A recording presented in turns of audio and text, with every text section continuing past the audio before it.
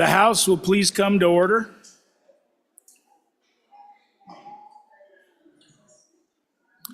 I would like to welcome everybody to the 10th day of the session, Friday, February 23rd, 2024.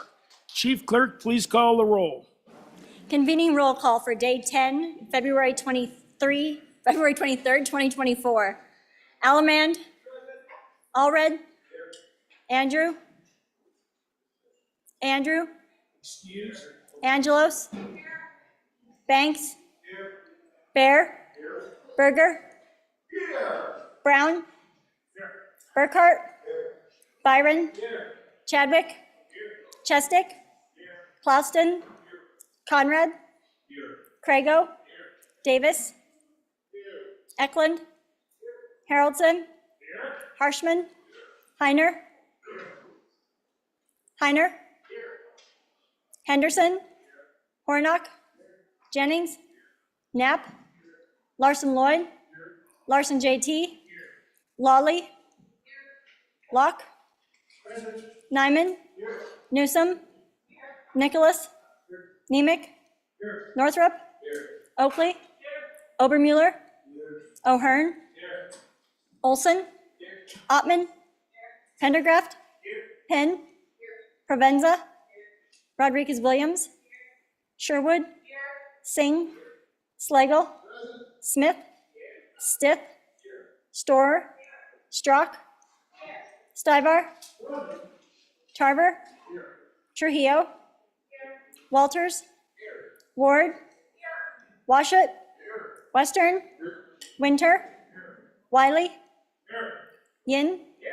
Zwanitzer Dan. Zwanitzer Dave. Speaker Summers.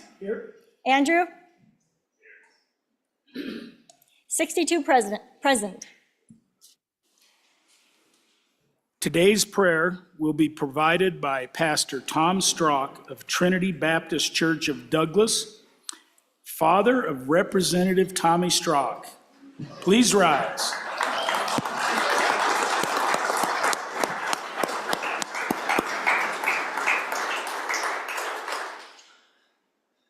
Good morning. I'd like to thank you, Mr. Speaker, and the House for inviting me to do this.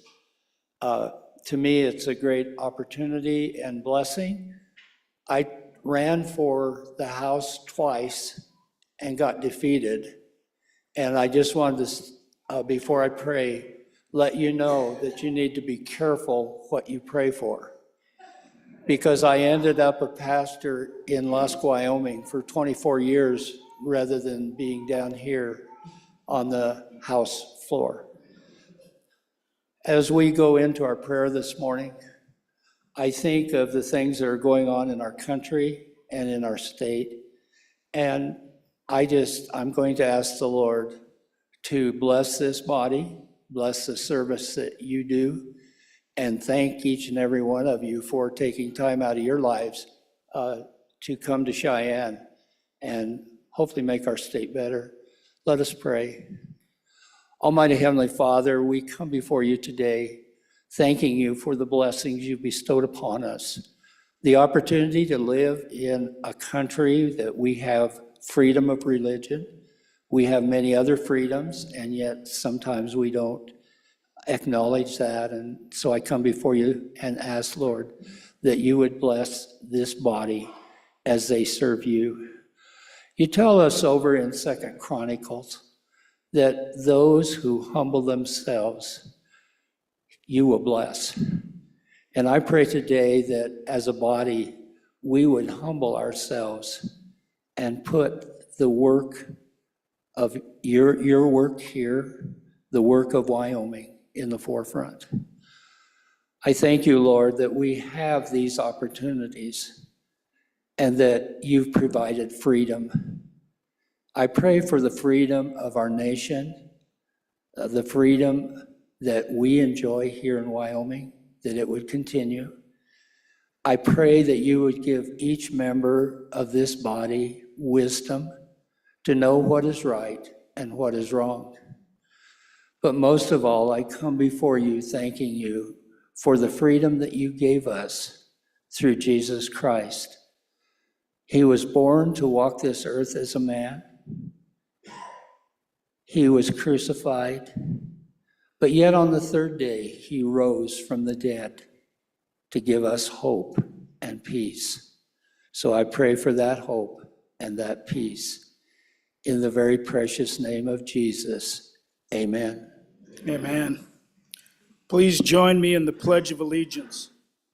I pledge allegiance to the flag of the United States of America and to the republic for which it stands, one nation, under God, indivisible, with liberty and justice for all.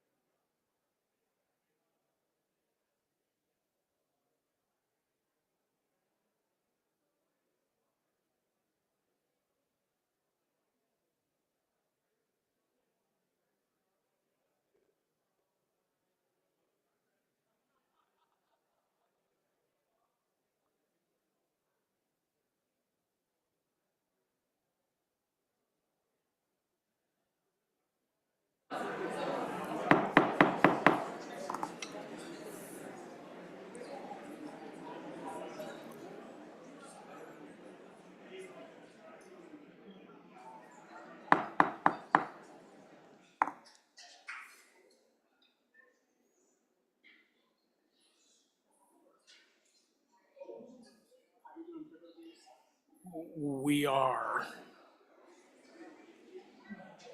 The House will please come to order.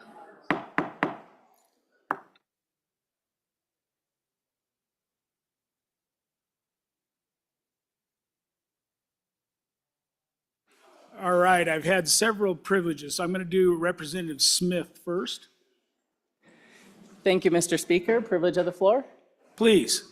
Thank you. Ladies and gentlemen, I would like to introduce one of my constituents and prayer warriors for all of us, Miss Linda Baumgartner here in the North Gallery. Please stand up, Linda.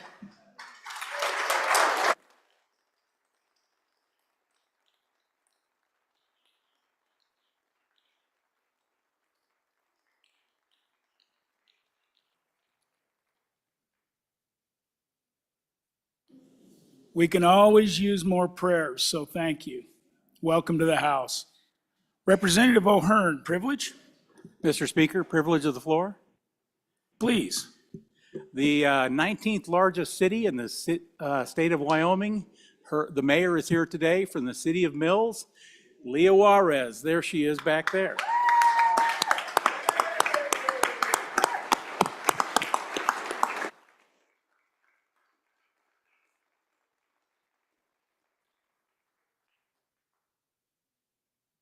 Chairman Zwanitzer, did you have a privilege? I do, Mr. Speaker, if that's okay. Please. So members, today in the South Gallery upstairs, we're joined by members of the Wyoming Arts Alliance, known as WYA, and their Cultural Champions Network. Cultural Champions are a multi-generational network of arts and culture leaders, both tribes of the Wind River Reservation and every county in Wyoming. They convene yearly to learn from each other and improve the environment for arts and culture in their local communities. You'll see them around all day, and again, you are invited to have lunch with them in the Conference 5354 room in the Connector, and also to remind you the Governor's Arts Awards are this evening. Please make them feel welcome.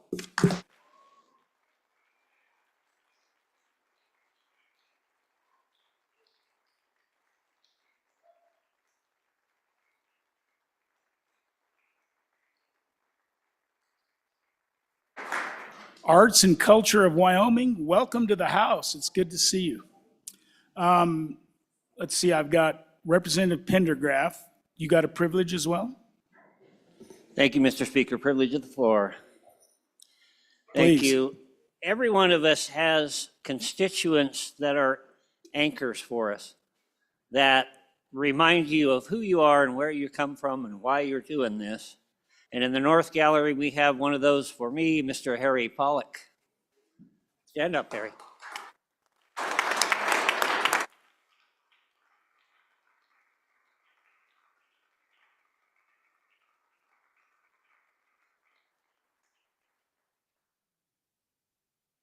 Welcome to the House, sir.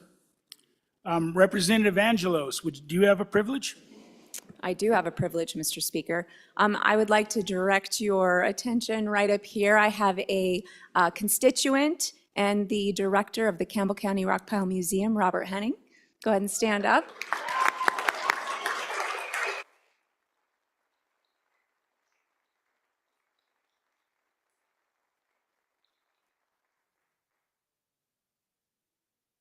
And I'd like to welcome History from Campbell County to the House. So, who's next? Representative Nyman, Majority Floor Leader Nyman. Privilege of the floor, Mr. Speaker. Please. Yeah, I was just made aware that we have with us this morning in the galleries the ladies from the Wyoming Federation of Republican Women. And we also have counties represented, my home county of Crook, Sheridan, Johnson, Laramie, Sublette, Park, and Natrona counties are all represented here in the gallery this morning. So if you ladies would please stand, we could recognize you.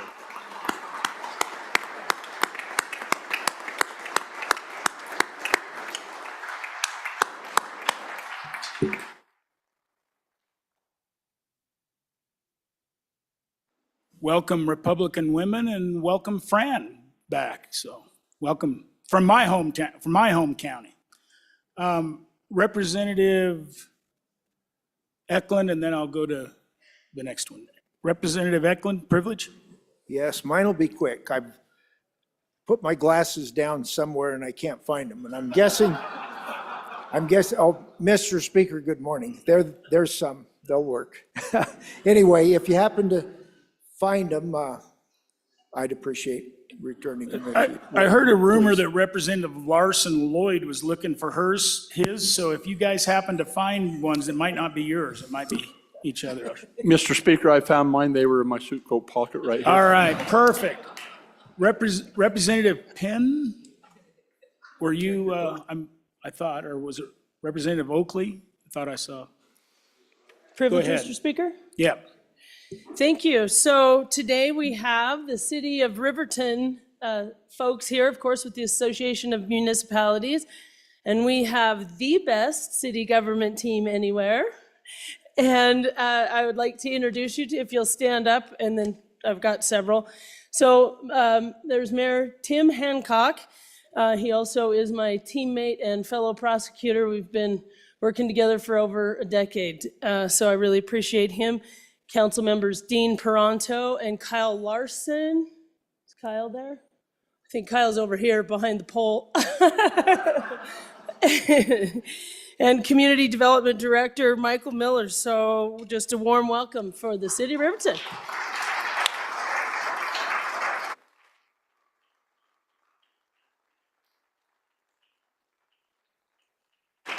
Welcome, City of Riverton. Representative Sherwood, do you have a privilege? Privilege, Mr. Speaker. You bet.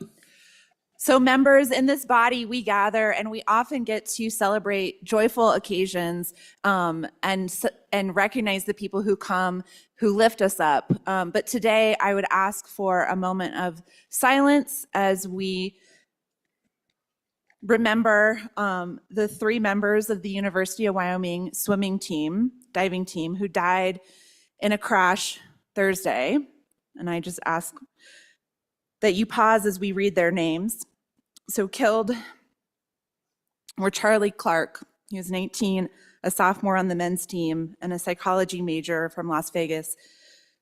Carson Murr, 18, a freshman on the women's team and an animal and veterinary science major from Birmingham. And Luke Saber, 21, a junior on the men's team studying construction management from Cape Town, South Africa. I also ask that we keep in our prayers for healing, that we would uplift those who were injured, Harry, Jaden, and Luke Walker.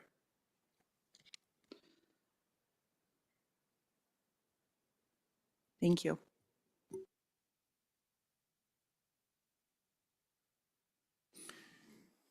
To all of their families and the families, you know, the university as a whole and the team members, certainly the House of Representatives, our prayers are with you. And, you know, this has been a hard session. We've had a lot of tragic deaths in Wyoming during this. And just give pause to that, and it helps you remember what are the true important things. So with that, do I have any more privileges of the floor? Representative Strzok.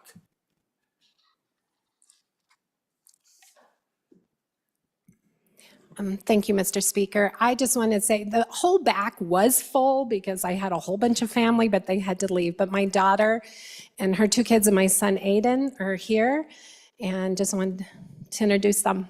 So, and Belle.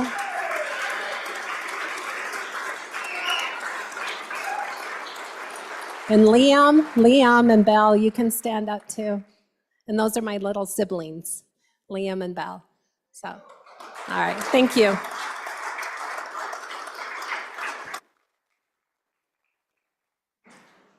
Welcome, Strzok family. Do we have any more members from towns out there in Wham? Is there any more people that represent communities, community government?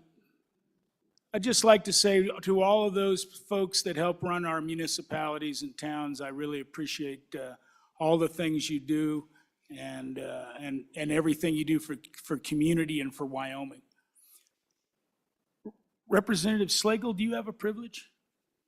Thank you. Thank you, Mr. Speaker. I have the Mayor of Velasquez here with us today, and I'd just like to recognize him. I didn't see him. He's behind the pole from where I stand, so I didn't see him earlier. So let's give him a hand.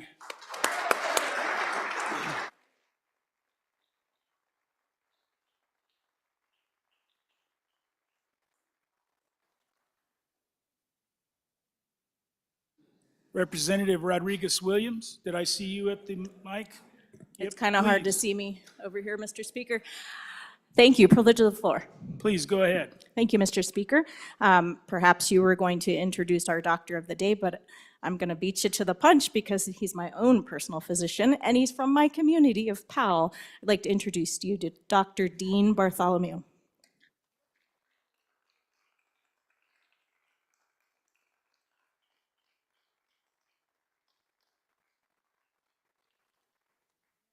And while we're at it, why don't we give a round of applause for the nurse of the day, Darcy Cowardin, who is the county nurse manager, Converse and Niobrara County.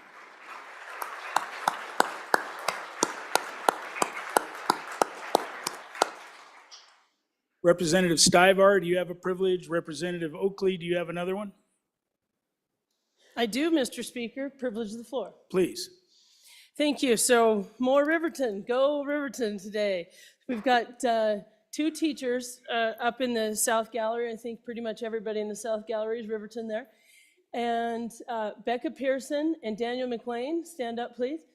And these two fabulous teachers are just highly involved. This isn't their first time here. They bring government classes and really appreciate them. And indeed, they did bring the Riverton High School government class. So please, everybody stand.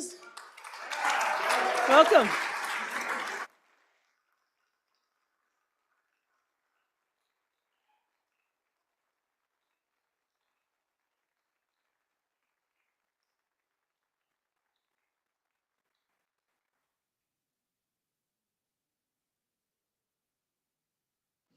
Welcome to the House, the future of Wyoming. You young folks are it. So learn those lessons well in government and take over these roles. We're getting tired and old and gray. Well, some of us are. I don't know about the rest of you. Anybody else have a privilege of the floor? If not, all right.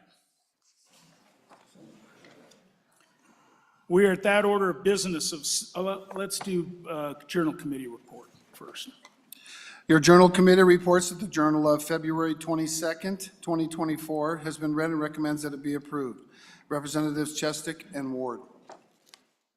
Do we have any messages from the Senate? All right, let's do that as well. Message 134. Mr. Speaker, the bill listed below passed the Senate on third reading in an amended form by the vote indicated. Senate File 1, General Government Appropriations 2. Ayes 23, noes 8. Message 135.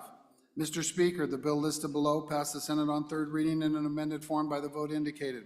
Senate File 13, Federal Land Use Plans, Legal Actions Authorized. Ayes 20, noes 9, conflict 2. Message 136. Mr. Speaker, the bill listed below passed the Senate on third reading by the vote indicated. Senate File 18, Indian Child Welfare Act, Safe Haven Amendments. Ayes 31. Message 137. Mr. Speaker, the bill listed below passed the Senate on third reading by the vote indicated. Senate File 32, Hemp Limitations on Psychoactive Substances. Ayes 18, noes 13. Message 138. Mr. Speaker, the bill listed below passed the Senate on third reading in an amended form by the vote indicated.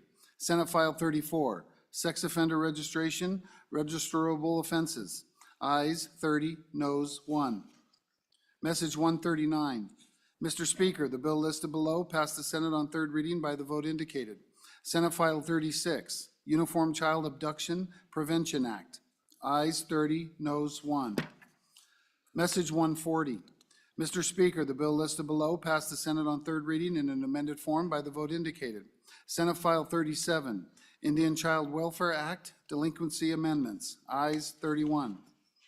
Message 141. Mr. Speaker, the bill listed below passed the Senate on third reading by the vote indicated. Senate File 50, Unincorporated Nonprofit DAQ, DAOs.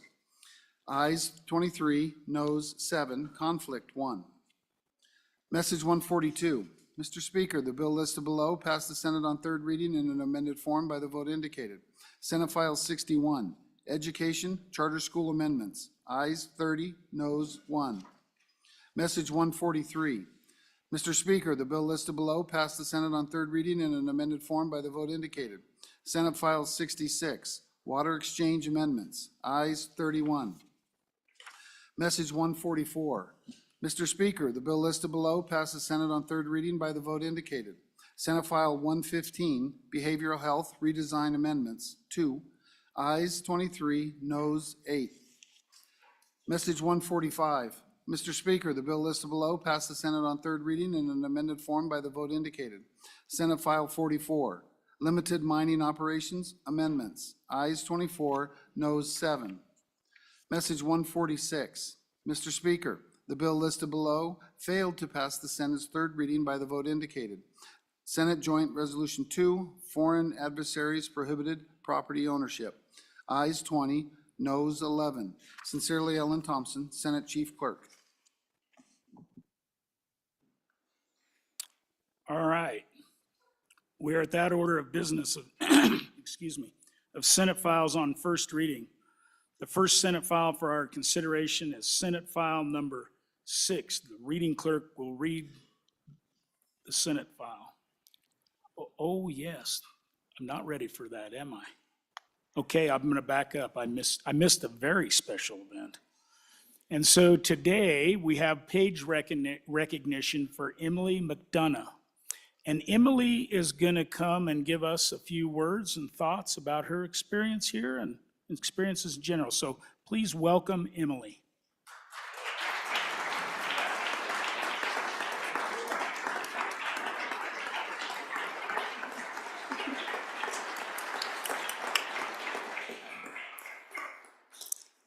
Good morning, everybody. I'll keep this short. Over the last 2 weeks, I've had the amazing opportunity to serve as a student page, and I've been truly inspired by the dedication and hard work that each of you puts into representing the people of Wyoming. Your commitment and passion for public service is truly astounding and has left a lasting impression on me. I would like to thank each of you for welcoming me into your chambers, answering my questions, and allowing me to witness firsthand the inner workings of our state government. And an extra special thank you to Miss Patty for being so kind and patient with me while I learned the way of things. This experience has been invaluable to me, and I am grateful for the lessons learned and memories made. Thank you. Hear, hear.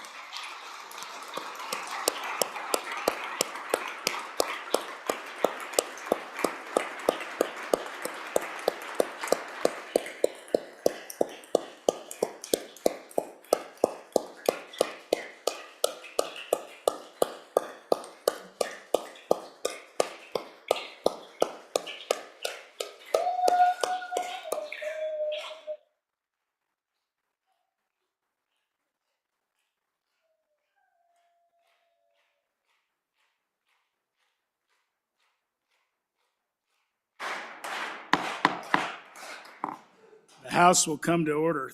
Thank you, Emily, for helping us this last little while. We really appreciate it. Now, I think, Chief Clerk, am I ready now? Am I ready now? Yes, sir. Chief Clerk, we are at that order of business. Senate files on first reading. The first Senate file for our consideration is Senate File number 6. The reading clerk will read the bill. Senate File 6, sponsored by Labor. First reading of the bill. Nursing Home Administrators, temporary licenses. Senate File 6 is referred to Committee Number 10, Labor. The next Senate file for our consideration is Senate File 9. The reading clerk will read the bill. Senate File 9, sponsored by Education. First reading of the bill. Parental right in education, 1. Senate File 9 is referred to Committee Number 4, Education. The next Senate file for our consideration is Senate File 21. The reading clerk will read the bill. Senate File 21, sponsored by Corporations. First reading of the bill.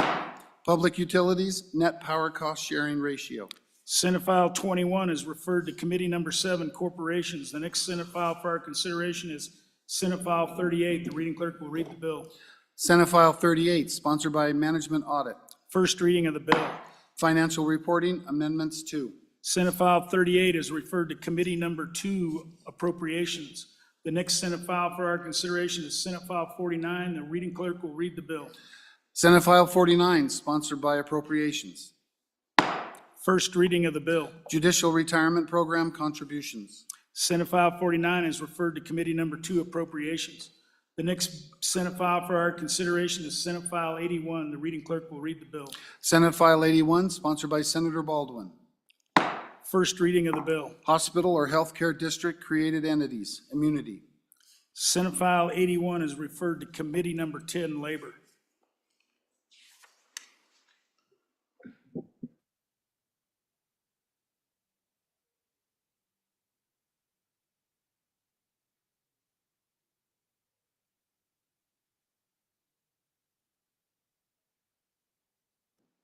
All right, we are at that order of business of bills on second reading. The first bill for our consideration is House Bill 104. The reading clerk will read the bill. House Bill 104, sponsored by Water, Omnibus Water Bill Planning. House Bill 104 having been read two separate times, the question is, shall the bill be read a third time? Hearing no objection, it is so ordered. The next bill for our consideration is House Bill 166. The reading clerk will read the bill. House Bill 166, sponsored by Representative Clouston, Education Savings Account 1. We have amendments.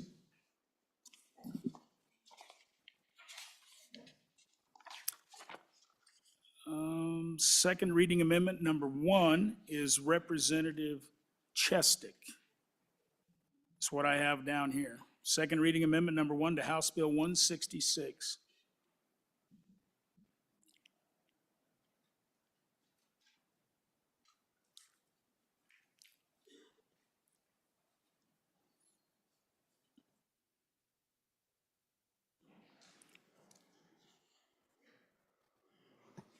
Thank you, Mr. Speaker. I hereby move second reading amendment number 1 to House Bill 166. My amendment relates to the comments I made last night on the floor that I'm concerned that House Bill 166 creates it weakens the ability of the agency which supervises education in the state to ensure that students are getting a good education and not being misled or given bad information. My concern, there's two parts to this amendment. The first part,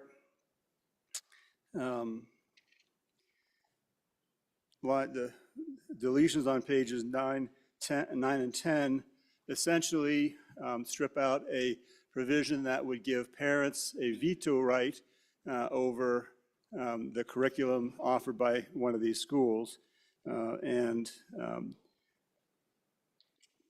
allow their students to opt out of education that I think is appropriate and necessary for those students to have if we're going to have public funding. Now, obviously, if there's no public funding involved, these schools can do whatever they want, but we should not be using public dollars to subsidize education that is contrary to the public interest. My concern, and then the second part of the amendment changes, it's an amendment to the fifth amendment that was adopted late last night, which, again, that's the problematic amendment, which I believe weakens the supervisory authority of the superintendent that supervises this education. My concern is that there could be a private school. I'm not going to suggest that we have one like this yet, but one could be created that espouses as part of their core ideology white supremacy or some other odious ideology that none of us would agree with. But if they want, so if the school teaches the list of things that are supposed to be taught, but also requires a course in white supremacy or some other odious ideology, should we allow public dollars to go to such a school through the form of these ESA payments? I don't think we should, and I think we need to discourage we should not use public dollars that could be used to support these kinds of schools.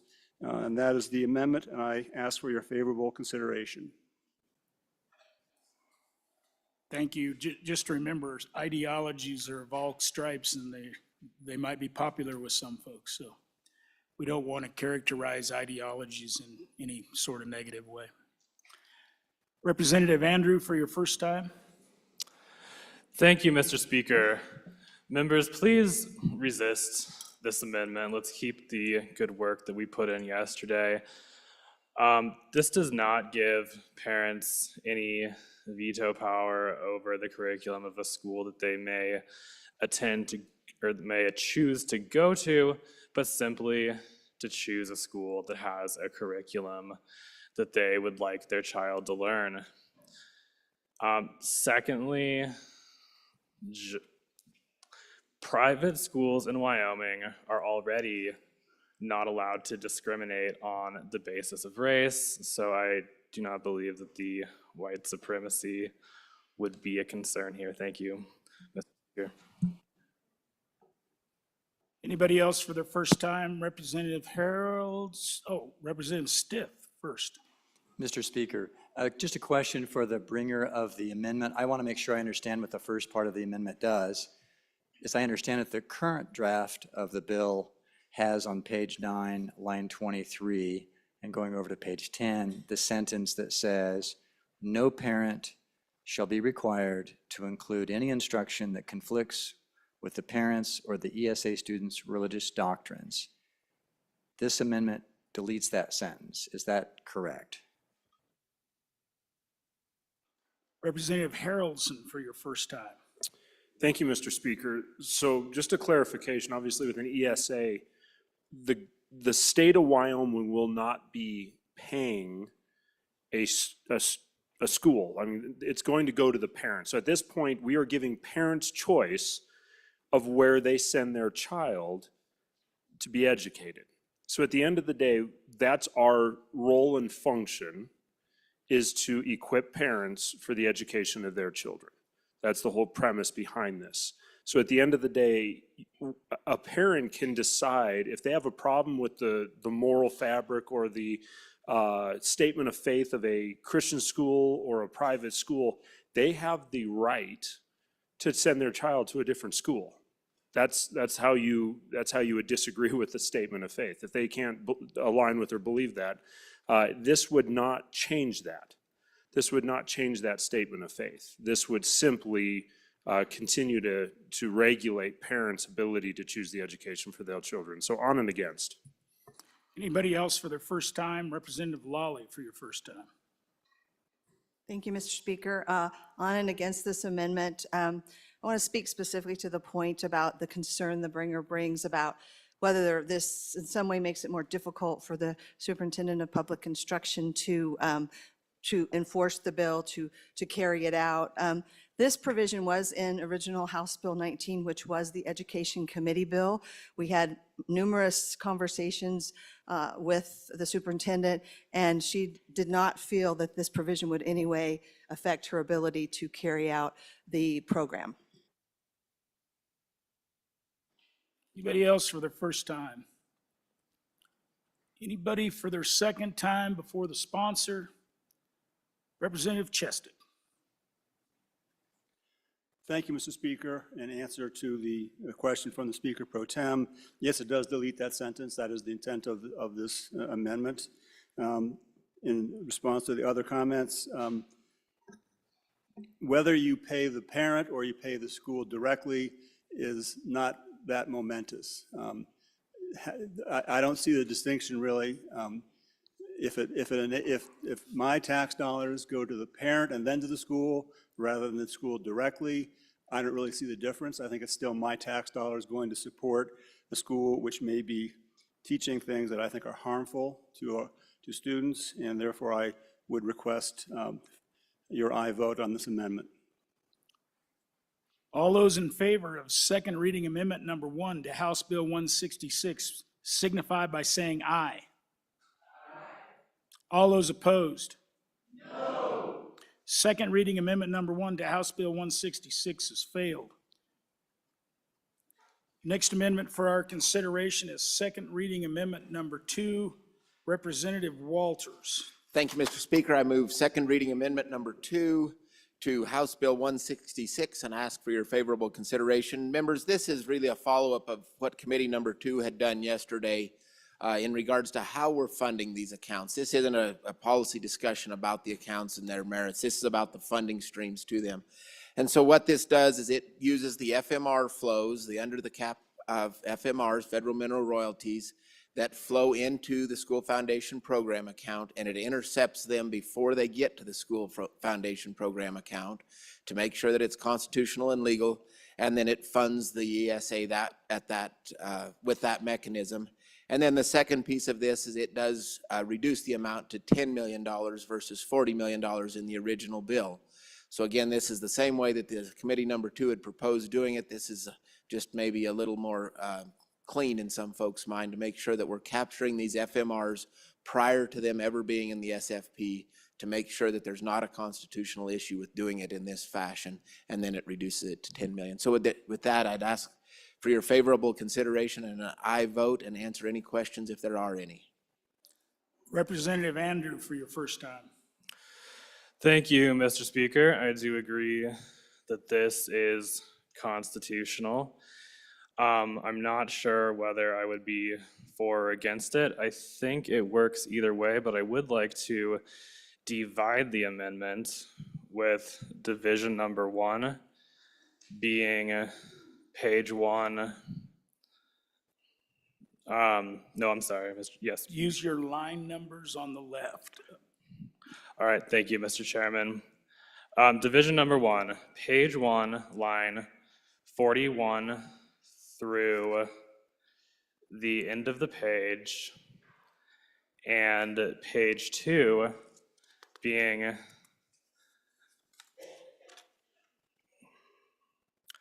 lines 2 through, Mr. Chairman, I have the wrong amendment up, I'm sorry.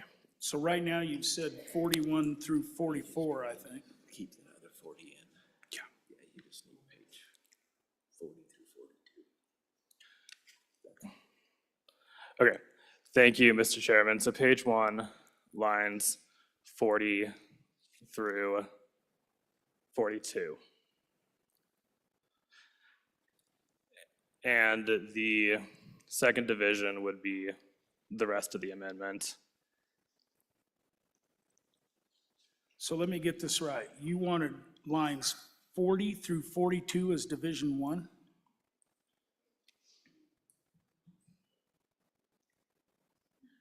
And the reason I'm scratching my head because it says then below that is, it says delete entirely and insert, which is section 4. So I'm really, I'm not clear. Mr. Chairman, I would like to withdraw my motion to divide. I think I made this off of the wrong version of the amendment I was prepared, but so with that, I guess the part of this that I don't like as much is where we bring the funding down to $10 million versus $40 million. I'm indifferent on the funding source. They both work. I guess it's rather whether you would rather have this divert a little bit of the money that goes into the school foundation program, or if you would like to continue to use general funds. Thank you, Mr. Speaker. Representative Lawley for your first time. On and against the amendment. Body, I just ask you to resist this amendment. Again, the committee worked really hard in how we crafted the funding, and again, especially with the reduction in it. But I also feel like we need to try to take it out of the general fund. Anybody else for their first time? Chairman Nicholas. Thank you, on and in favor of the amendment, ladies and gentlemen. So first of all, if you want to spend $40 million of general fund dollars, then the question is, where do you anticipate this money coming from, and who are you going to take money away from in order to fund this program? And I haven't heard any comment or direction on that. And and then how many folks do you intend this program you think was presented during your interim studies of how many students may participate in that? And what does that $40 million translate into? Is that 100? Is that 300? And when you activate this and you start up the program, so where did the $40 million come from? Well, I can tell you the good presenter at our committee meeting said, we don't need $40 million, it's probably too much. And there was no real justification for the number. So instead of just saying put more money into it or less money into it, I think we need to understand the dollars that you request and map it out so we know where the dollars are going to go and how many students it may be. I mean, and how many are going to be 5,000? How many do you anticipate being 3,000 or $1,000 per student? I mean, all those things, I think, we need to understand as we begin funding this program. So if you look at the bill,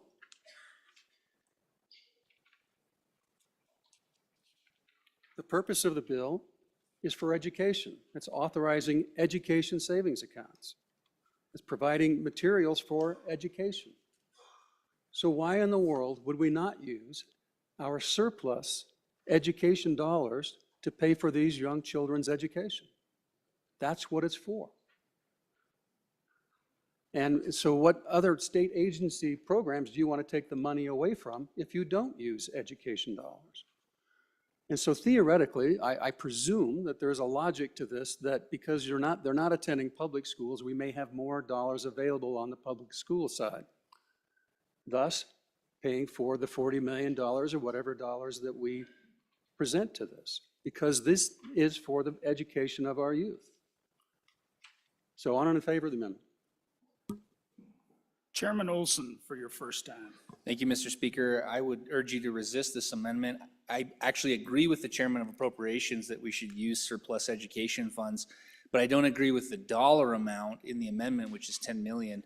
There's a subsequent amendment that does the exact same thing in terms of where the flow of money comes from, but it funds it fully at the 40 million. So I think the policy choices you have in front of you are two.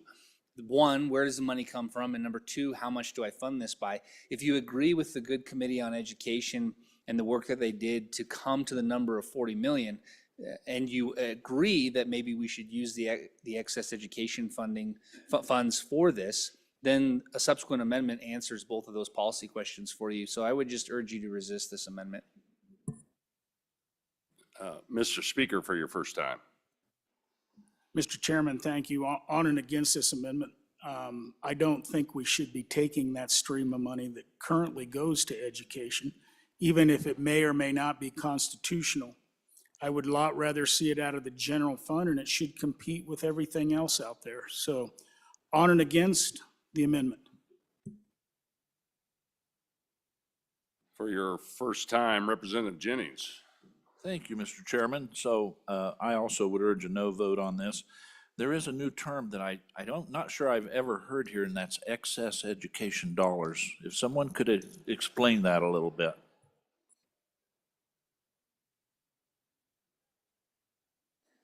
Representative Northrup for your first time.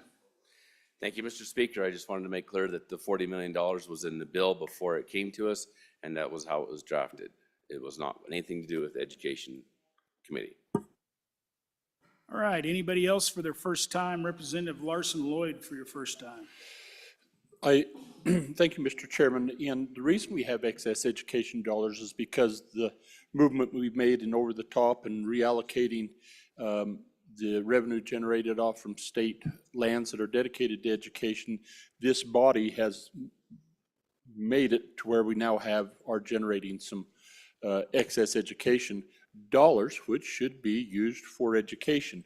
If this exercise is a general fund expenditure, fine, but everything we read in here is for the education of our young people. It should be an education expenditure, and I would agree with the bringer of the amendment and support it. Anybody else for their first time? Anybody for their second time before the bringer? Representative Andrew, are you looking at the mic or not? All right, Representative Walters for your second time. Thank you, Mr. Speaker. Again, this is not about I think we had one more. Chairman, I was up for the second time before the bringer. All right, I missed you. Chairman Nicholas for your second time. So if you do the simple math, if you have $20 million, that's 4,000 students. Do you really anticipate that you're going to have 4,000 students in the first biennium of starting this program? So why $40 million? That's 10,000 students. So you have to use logic on the numbers that you use. You just can't throw a number out there that shows up on the bill and not question it and figure out, is this the right number? All right, anybody else for their first time, second time before the sponsor? Representative Walters for your second time. Thank you, Mr. Speaker. Again, this is not a discussion about whether an ESA is a good idea or a bad idea or a poor idea. This is more a discussion about how we fund these ESAs. And so the proposal before you and the proposal I ask you to vote aye on here is to fund these ESAs with education dollars. We're intercepting the FMRs before they hit the SFP. These dollars would go to education. This way we make sure we're constitutional. We're funding education with education dollars. So please vote aye on the amendment. Thank you. All those in favor of second reading amendment number 2 to House Bill 166 signify by saying aye. Aye. All those opposed? No. Second reading amendment number 2 has failed. The next amendment for our consideration is second reading amendment number 3 to House Bill 166. Representative Western, could you come up here and take the helm too, please? So,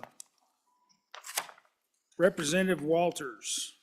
Thank you, Mr. Speaker. I move second reading amendment number 3 to House Bill 166 and ask for your favorable consideration. This is the same discussion, friends, using the FMRs, intercepting them before they get to the SFP, just as we discussed, but it leaves it at the 40 million that was in the bill. So it hopefully accomplishes what everyone in this body was wanting, which is really the dollars. Didn't seem to be quite as much pushback on the funding source as it was the amount. So again, that's what this does, is it's still $40 million, but coming from an education dollars. Speaker Summers. Mr. Chairman, thank you. I rise on and against this amendment. Once again, I think it's just cleaner to be out of general funds.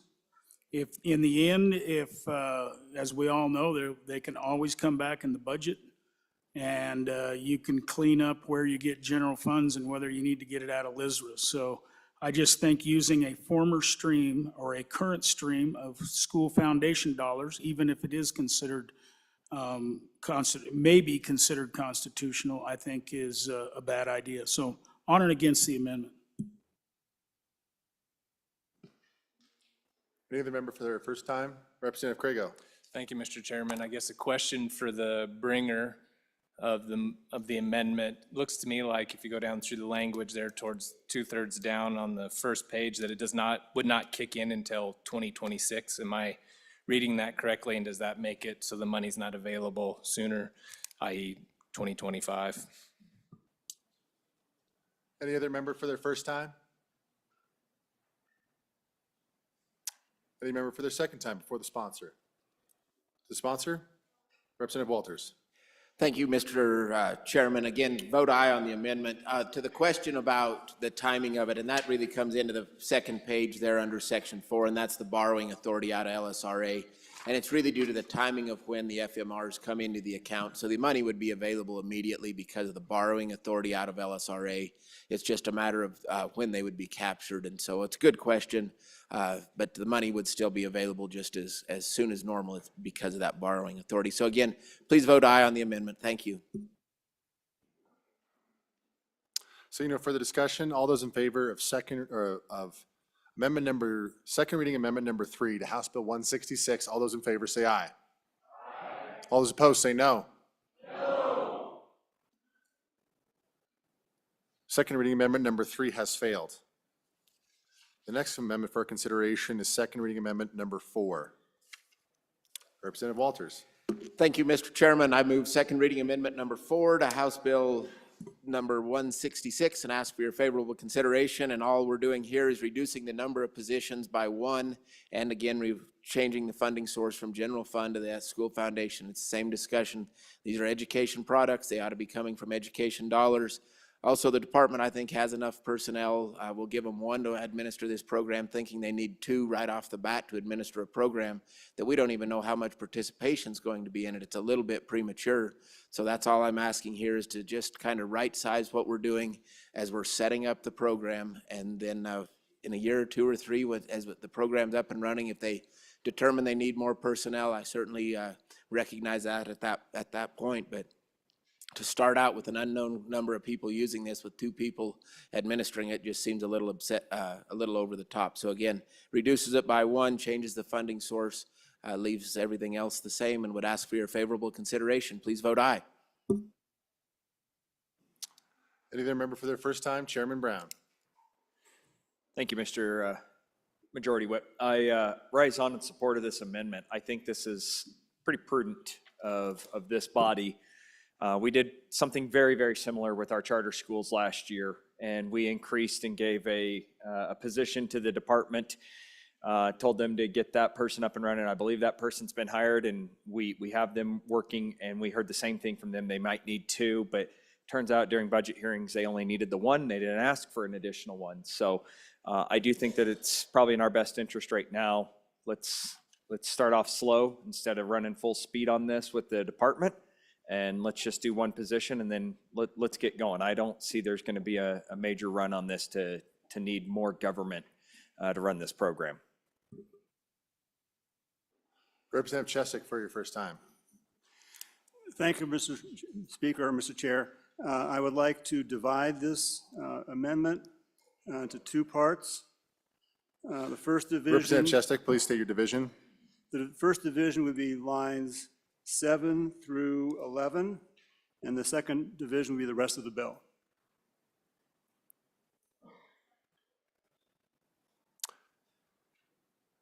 Members, let's stand at ease for just a moment while the chair determines if this is divisible.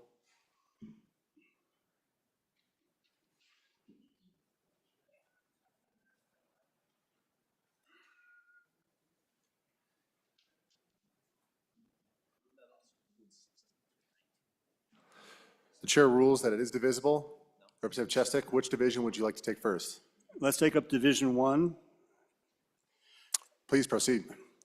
That division is the part that switches the funding from general fund to the Public School Foundation Program account. And I do not wish to do that.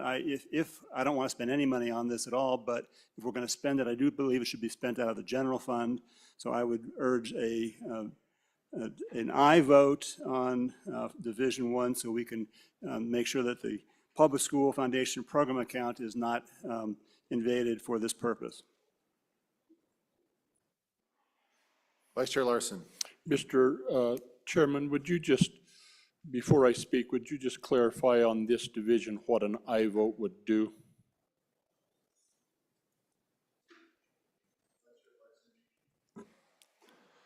Vice Chair Larson, an aye vote would be ensuring that the funding source is switched for this position.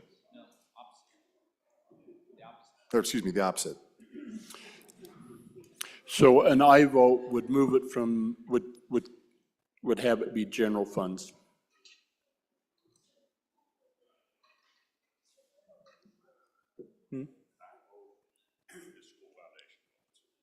iSchool is school foundation funds. Okay. That is correct. Please, Vice Chair Larson, continue. Right, and a no vote is general funds. Just want the body to make sure that we're all understanding that, because we have historically had these arguments or discussions about how we fund education, and we always flirt or are tempted to pull general funds away from the other operations of state government to fund education, when we had the school foundation dollars and we set up school foundation dollars to cover education.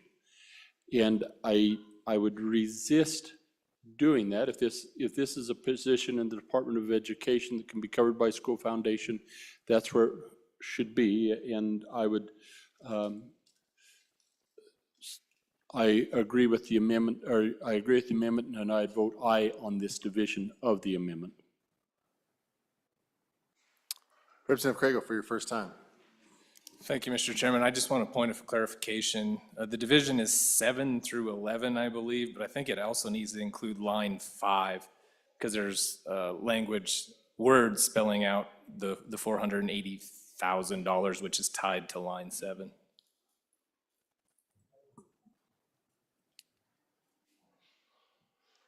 Representative Larson.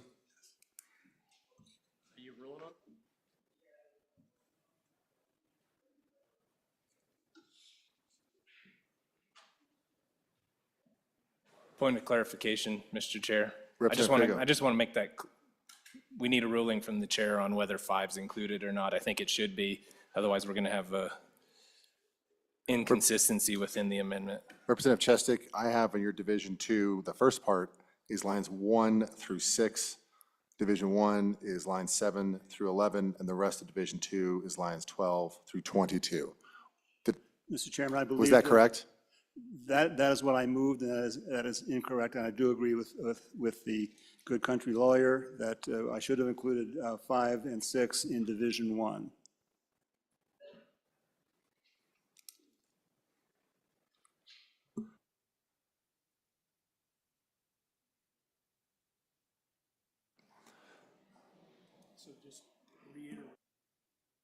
Thank you. The corrected division for Division 1 is lines 5 through 11. For Division 1, the corrected division is lines 5 through 11. Representative Chestik, is that correct? That is correct, Mr. Chair.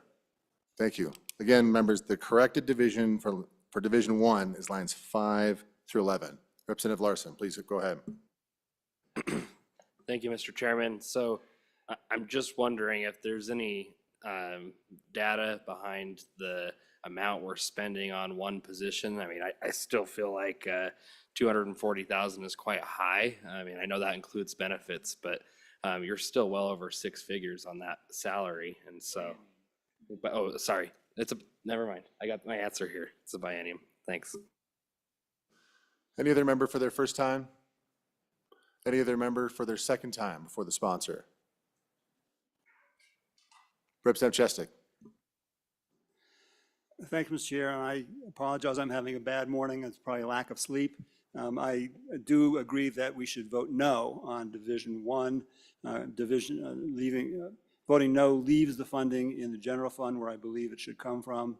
I urge your support, your opposition to Division 1.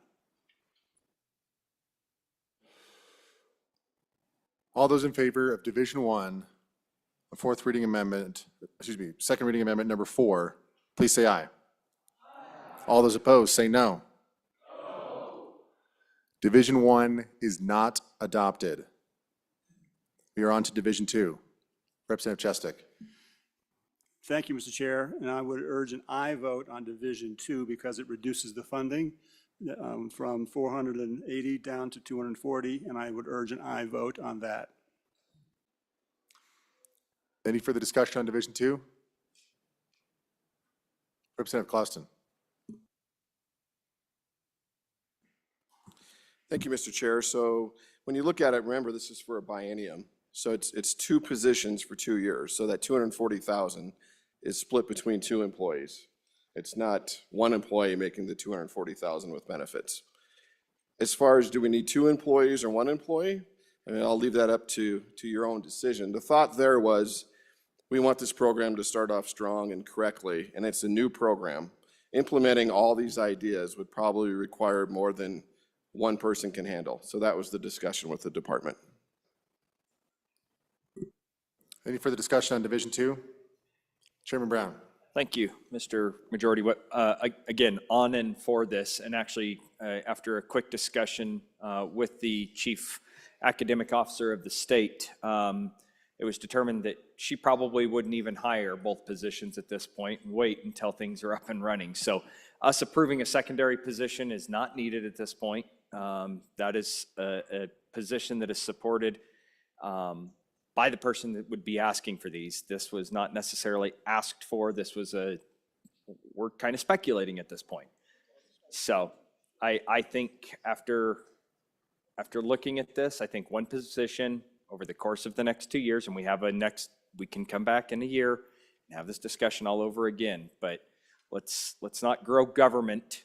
I think that's one of the biggest things, where we want to grow government just to educate our students. That's not what we're trying to do here. So on and for this division. Any other member for their first time on Division 2? Representative Hornock. Thank you, Mr. Chairman.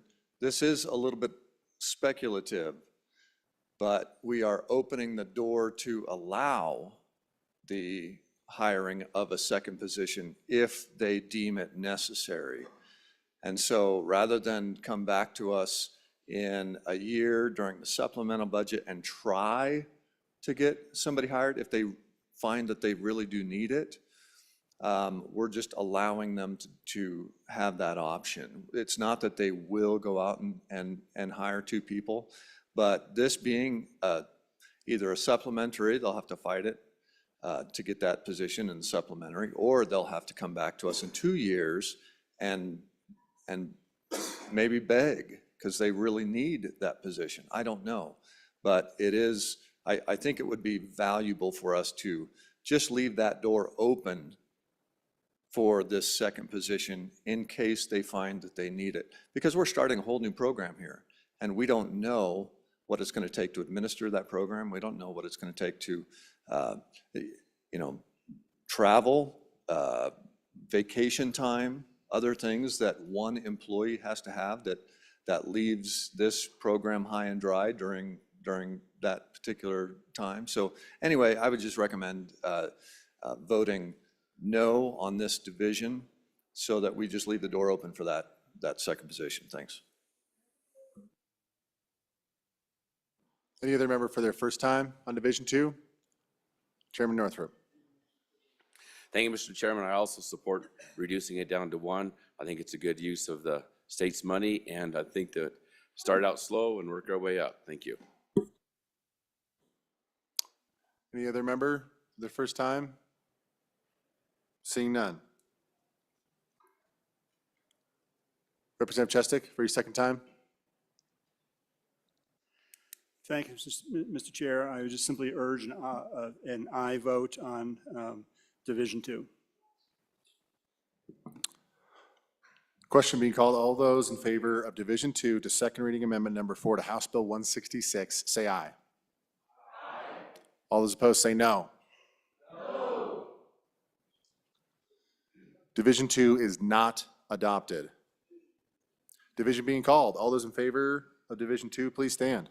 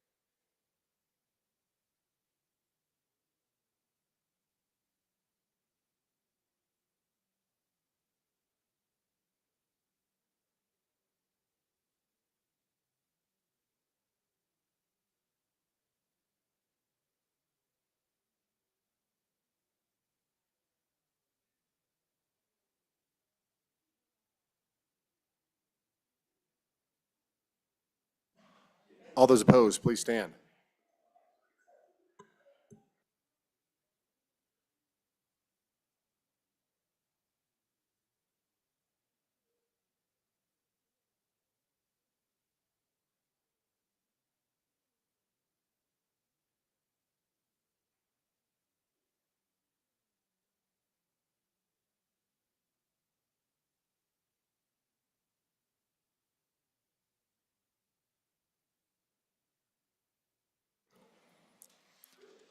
On a 31-31 vote, Division 2 is not adopted. The next amendment for our consideration is second reading amendment number 5 to House Bill 166. Representative Andrew. Thank you, Mr. Chairman. I move second reading amendment number 5 to House Bill 166 and ask for your favorable consideration.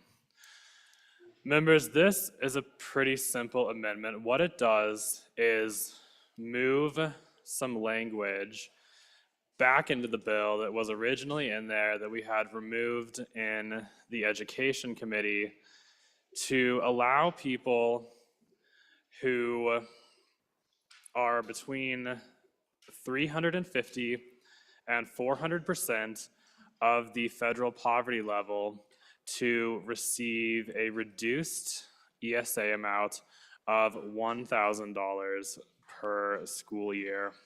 Thank you, Mr. Chairman. Any further discussion on the amendment? Chairman Northrup. Thank you, Mr. Chairman. I'd urge you to resist this. We trimmed it out in an effort to make the bill a little bit more comprehensive and not so big and broad, and let's suck it up for the first couple of years here until we get a good handle on this. Vote no. Any other member for their first time? Representative Clausen. Thank you, Mr. Chairman. This was in the original bill that I brought forth on and for. Any other member for their first time? Representative Lawley. Oh, sorry. Thank you. I'm supportive of this amendment. It was a very close vote in committee, and there is a stair-step scheme here to at different levels, means testing levels, you get a certain amount of money, and they took out the top tier, and I did not agree with that in committee, and I think we need to restore it as it is with the 3 different levels. Thanks. Any other member for their first time? Chairman Brown. First for a second, please. Any other member? Seeing none? Anybody for the second time before this? Representative Ward. Thank you, Mr. Chairman. Philosophically, I think that everyone who pays taxes, including those at a high tier who pay more taxes than the rest of us, ought to have a say where their tax dollars go with respect to education, especially those folks. I'm on and for. Any other member for their first time? Any other member for their second time before the sponsor? Seeing none, to the sponsor?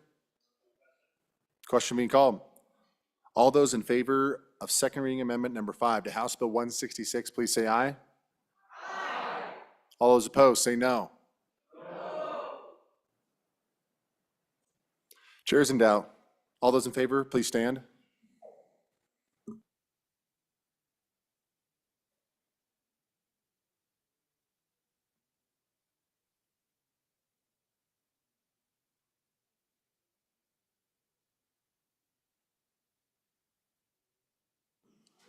Representative Stith, are you included? Representative Stith.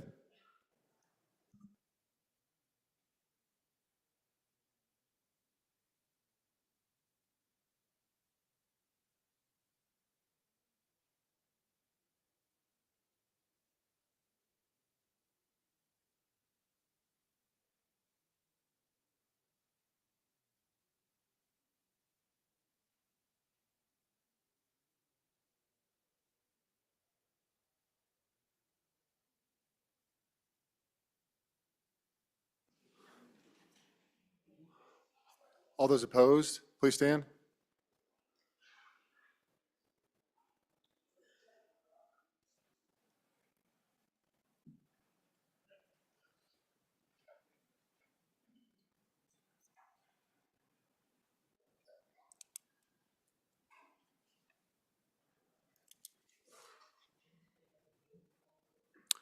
Second reading amendment number 5 to 166 is adopted. 37 aye votes, 23 no.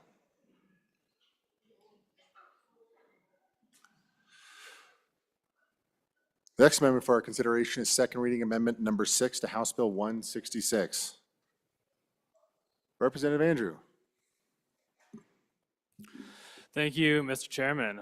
I move second reading amendment number 6 to House Bill 166 and ask for your favorable consideration. Members, this is a little bit of a compromise I tried to come up with to balance the desire for this to be a universal ESA program available to everybody and the desire to start slow. So what it is a sunset of the income-based means testing and progressive scale of ESA value after 2 years, beginning on July 1st, 2027. So it would be effective for the school year beginning in 2027. Thank you. Any other member for their first time? Speaker Summers. Mr. Chairman, thank you. So just clear, is it eliminating, is it opening up to universal, or is it just eliminating the stair step and providing the same amount to each piece of it? And so just question on that. Thank you. Any other member for their first time? Representative Clausen. Thank you. I'm going to urge you to resist this amendment.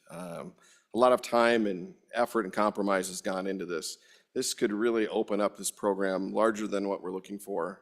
It takes off a lot of the sideboards that a lot of us have worked on and compromised on a no. Representative Brown for your first time. Thank you, Mr. Majority Whip. I wholeheartedly echo the sentiments brought by the bill's sponsor. And, you know, I kind of lackadaisically said okay on the last one, and then we stood up and I voted against it because that was not in the original bill that this body voted down on introduction. And here's the problem with this, ladies and gentlemen, is I do believe that these ESAs are a good opportunity for us, right? I think this is a good opportunity, but we're already talking about phasing out a program that hasn't even started. I think that's really premature. I think also phasing out the stair-step appropriation on this was probably not the right choice either, considering we don't even do that for our property taxes. We don't even go that high on our property tax cuts. I am fully supportive of this, ladies and gentlemen. I really am. I think that this is going to breed good competition. I think this is good for our education system. I am fully in support of this. If we go down this road, I'm not going to support this bill. This is not what we signed up for. This is not what your education committee worked hard on over the past 9 months. And I think us going down this road is just a slippery slope of us trying to say, hey, look, we're going to start handing out money hand over fist to parents all over the place. And let's remember, the majority of these tax dollars are not our tax dollars. These are coal, oil, and natural gas dollars. So on and against. Representative Crago for your first time. Thank you, Mr. Chairman. Also on and against, unless the good bringer can explain something to me. So if you look on the amendment, lines 1 and 2, it talks about the initial appropriation or the stair step will expire in June of 2026, but the next appropriation or the next clarification in who qualifies, I should say, doesn't begin until July 1 of 2027. So it looks like we're creating a whole year of ineligibility within this amendment. And so unless I'm wrong or reading this wrong, I'd urge a no vote as well. Any other member for their first time? Representative Hornock. Thank you, Mr. Chairman. When we as a state support education for our students, for young people, we don't go back and look at the parents' salaries in order to do it. We support educating young people, period. There's nothing that we require of parents to come and tell us what their income is. We give education to a student who is poor. We give educations to students who come from very affluent families. And I think that sets the precedence that we also need to have for this ESA program. It shouldn't be necessarily based on what the financial well-being or non-well-being of their family is. We just need to support educating young people. And I think this amendment would do that. So I urge an aye vote on this amendment. And according to Rule 12-4, I do ask for the ayes and noes.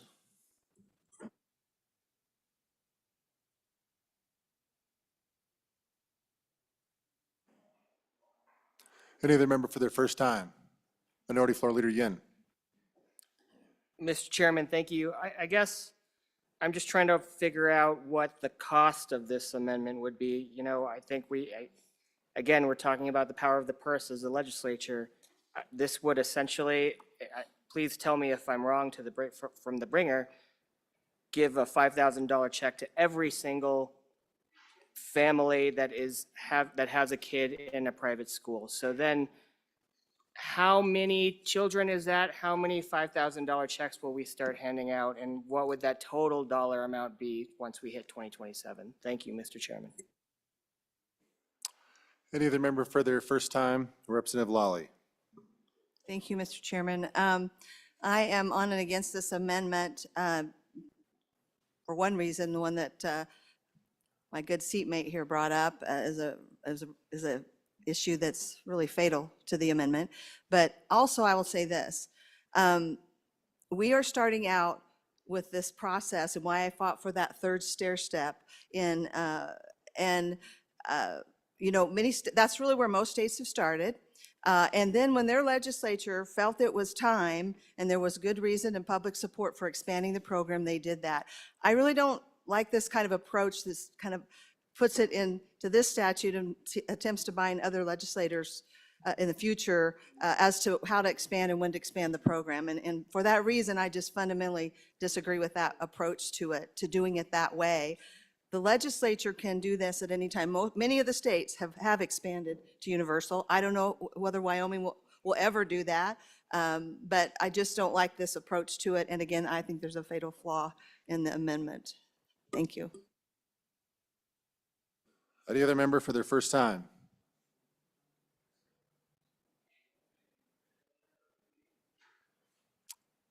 Chairman Zwanzer. Thank you, Mr. Chairman.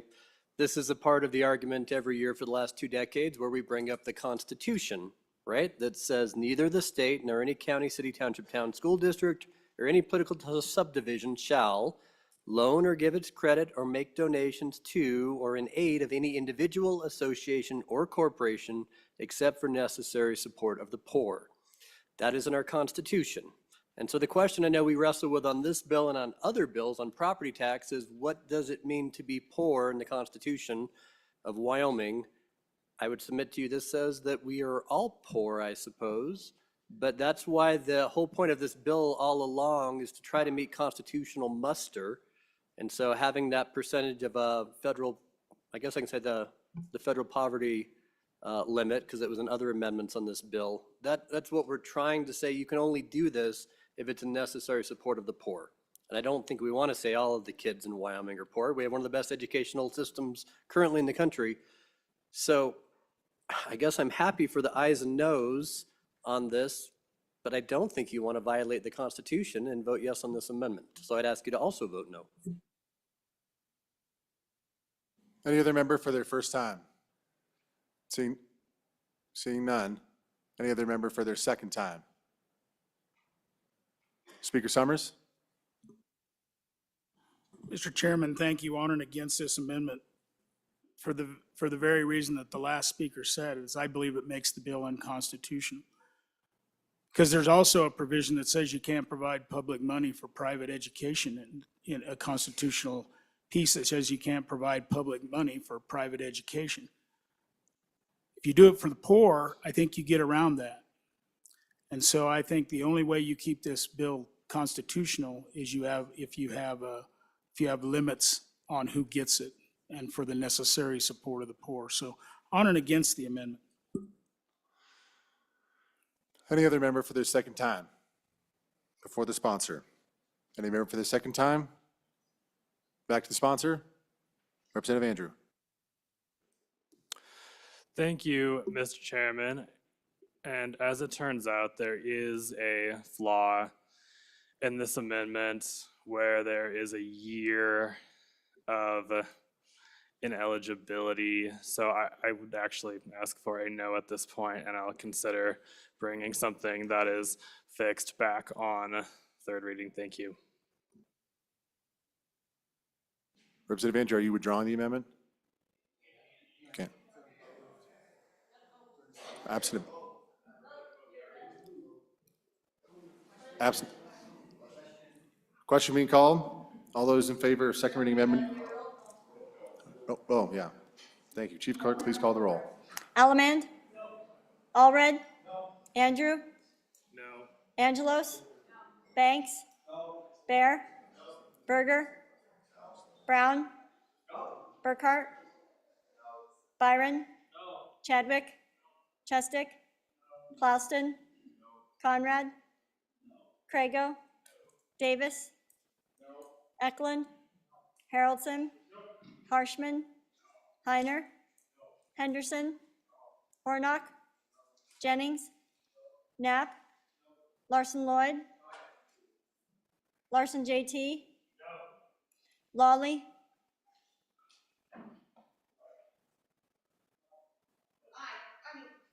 Lawley? Lawley? Locke? Nyman? Newsom? Nicholas? Nemec? Northrop? Oakley? Obermueller? O'Hearn? Olson? Ottman?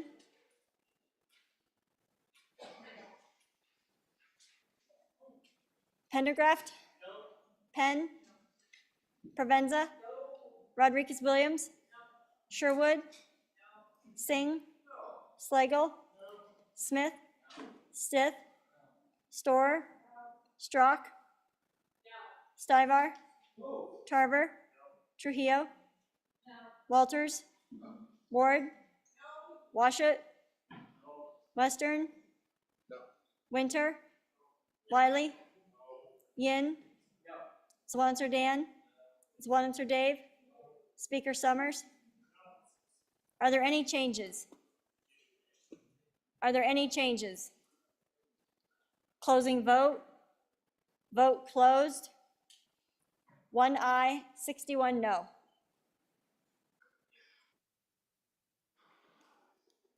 Second reading amendment number 6 to House Bill 166 has failed. Members, as a reminder, I checked Masons. It turns out a member does have a right to withdraw a motion absent objections. So if it was withdrawn, the member has a right to do that. If there's an objection, the measure stays before the body. The next amendment for our consideration is second reading amendment number 7 to House Bill 166. Representative Andrew.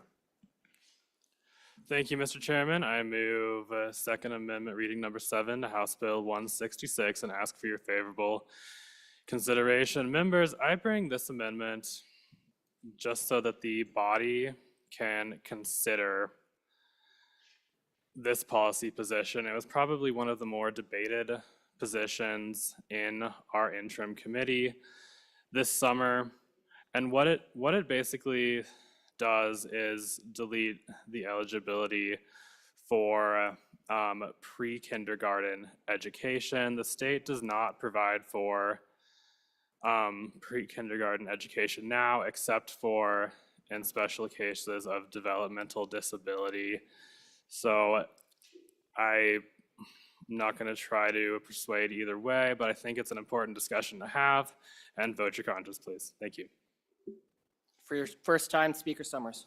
Thank you, Mr. Chairman. On and against this amendment, I think one of the good pieces of this whole bill is the fact that we'll provide some money to, frankly, to less advantaged parents to take their child to preschool. And this is only 4-year-olds. And as we all know, preschool, early childhood education is one of the most important things for a child to make sure they have good reading at 3rd grade level. And not only that, but we also, it's not just developmentally DD preschools that we provide money for. We also have a grant program that provides money to a lot of different preschool programs around the state of Wyoming. So it's not like we're doing, it's not like that's the only thing we're doing. And this is not universal pre-K. And frankly, without the pre-K piece of this, I vote against the bill. For your first time, Representative Lally. Thank you, Mr. Chairman. On and against this amendment. We worked really hard in the interim on this issue, and pre-K being a component. I believe in the public policy of it to incentivize parents that feel like that they have younger children who need some help with kindergarten readiness. And again, it's an important component of the bill. I really don't, again, I just don't support the amendment. I'll just leave it at that. For your first time, Vice Chair Larson. Thank you, Mr. Chairman. I think as we look at our pre-K education model, we have to understand currently we don't have any certification for preschools. So what does it take to be a preschool? A sign, and you're a preschool. I think until we get some sort of policy or in place to certify a curriculum requirement for preschools, really all we're providing is daycare. And I don't know that that's the intent of this bill, is to provide, and some of these daycares may have a preschool and teach some wonderful things, but we don't have any way to monitor and verify that. And so I would encourage you to vote against this. For your first time, Chairman Northrup. Thank you, Mr. Chairman. So I'm really in favor of leaving the preschool portion in it. It's the parent's choice. Remember, this is about choice. They get to put their kids into the preschool that they want to get the most benefit out of. So whether that's parochial or whether that's a preschool that will teach them their ABCs and even get them caught up in the reading. There are preschools out there, and remember, it's a choice issue. This is giving parents money to educate their kids. Leave the preschools in. For your first time, Representative Cluston. Thank you, Mr. Chair. Against this amendment, this is a key piece to this whole bill. Whether these children, once they've got some preschool, pre-kindergarten education, whether they go on to public school or non-public school, this will benefit them. It'll benefit their families. It'll benefit our state. Please resist this amendment. For your first time, Representative Trujillo. Thank you, Mr. Chair. On and for this amendment, like the good representative to my right said earlier, our public schools right now don't even have these programs. I'm in a Title I program where we are limited to 15 kids per school year to do this. I'm not exactly sure how, if we expand this, how we're going to support that program. This is one of those things, as the program grows, then maybe later on the future legislators of Wyoming can make the decision to put pre-K. But right now, the state doesn't even support it in regular public schools. So on and for this amendment. For your first time, Chairman Nicholas. Thank you. I'm in favor of the amendment, unless, I mean, if we don't, if we keep 4-year-olds, then it would be incumbent, I would believe, on the superintendent to create a curriculum and guidelines on what that preschool looks like and what it does and what its function is. And that by rule and reg, but when I go through this bill, I don't see that she even has the authority to do that. And once again, what is the curriculum for a 4-year-old? And, but it has to be something to do with reading, writing, arithmetic, civics, history, or literature, or science, according to page 9 in section A, so, because that's what you require to be an ESA student and use the money for. But and it's just interesting to me, so we've got 2 or 3 different schools of thought going on here, all leading to this big ball of a mess of a bill. So if one of the key features is preschool, then let's fix preschool. Let's not create ESA accounts where you can use it for community colleges, you can use it for behavioral health therapy. In favor of the amendment. Anyone else for their first time? Representative Lally, you've already spoken for your first time, so anyone else for their first time first? For your second time, Representative Lally. Thank you. Again, I want to direct the body's attention to the Standing Committee Amendment number 1 that was adopted, and it will answer some of these questions. I worked through the interim with the department that handles education, also with the department that deals with family services, to try to tackle the issue that was kind of a weakness of the bill regarding early childhood, and to try to give a definition. So this body has already adopted that through Standing Committee number 1, and let me read that to you. Pre-kindergarten means an educational program with the primary goal of preparing children for kindergarten that provides up to 1 school year of education prior to entry into kindergarten. And then further, it gives the secretary or the superintendent of public instruction direction to create sort of some standards for kindergarten readiness, which they're out there.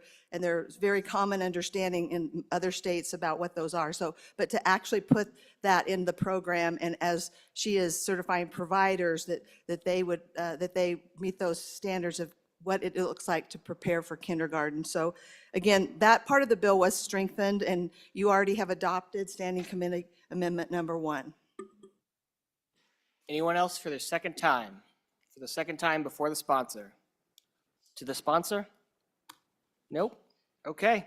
We are voting on second reading amendment number 7 to House Bill 166. All those in favor of the amendment say aye. Aye. All those opposed, no. No. I'm ruling that the amendment has failed. Division having been called, all those in favor of Standing Committee second reading amendment number 7, please stand.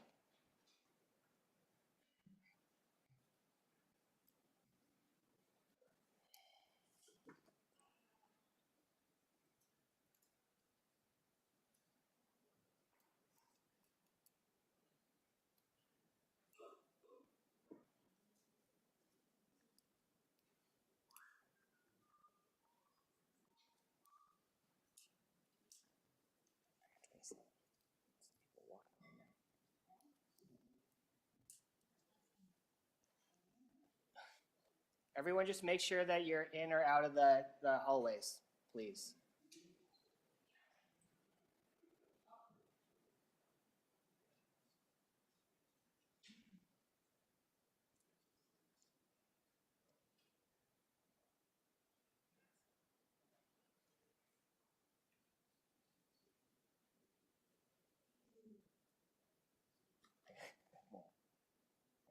Okay. All those against, please stand.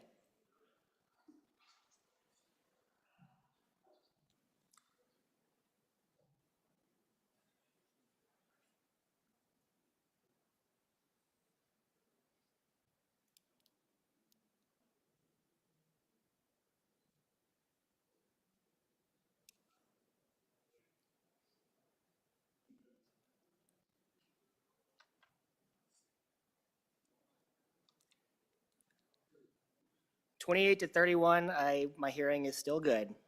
The amendment has failed.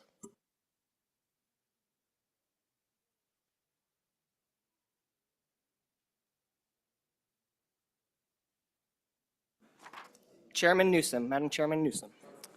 Thank you. I move second reading amendment number 8 to House Bill 166. And I want to divide this right away, so let's get that out of the way. I probably should have done two separate amendments, but I didn't. So division number 1 will be in lines 9 through 19, and line 30 through the end of the page, through the end of page 2. So, Madam Chairman, I only have an amendment here, second reading amendment number 8, that only has 18 lines on it. Oh, I must have a different copy then. Let me.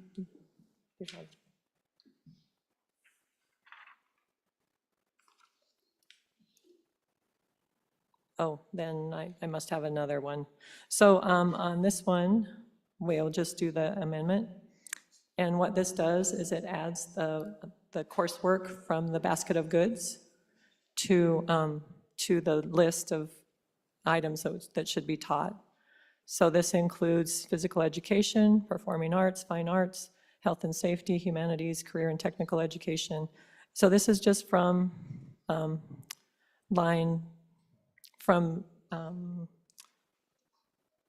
statutes that delineate the basket of goods. And then the other piece is that civics, government, and civics are included, including the constitutions, both Wyoming and the federal constitution as outlined in statute 29102. And that's done in 2 separate places to be consistent with the bill.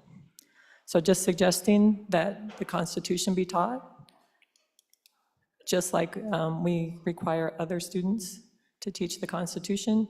And I think that's the end of the bill. So ask for your aye vote and stand for any questions. Madam Chairman, just so we're all clear on which amendment we're working on, can you move the amendment?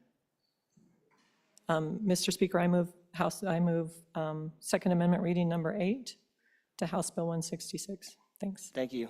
Representative Andrew? Thank you, Mr. Chairman.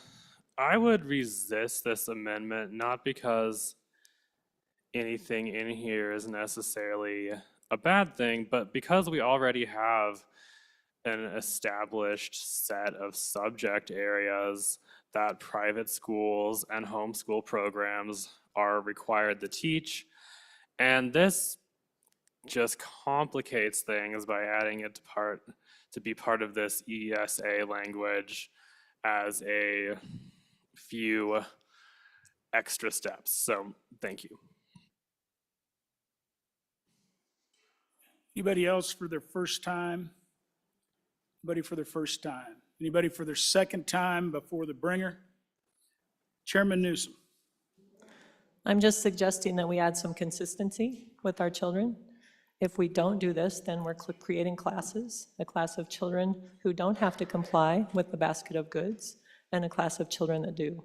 A class of children that don't have to be taught the Constitution, the US Constitution and the Wyoming Constitution, and a class of children that do.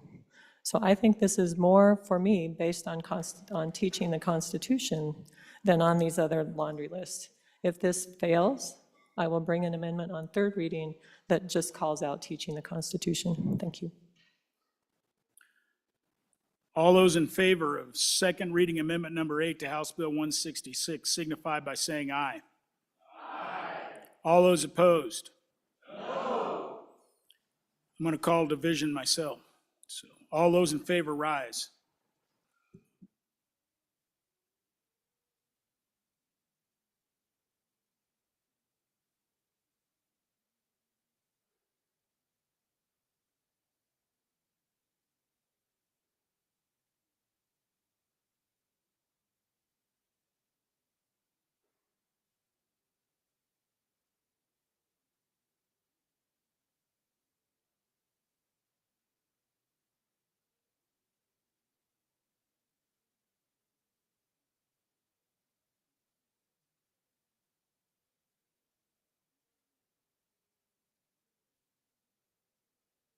All right, all those opposed, please rise.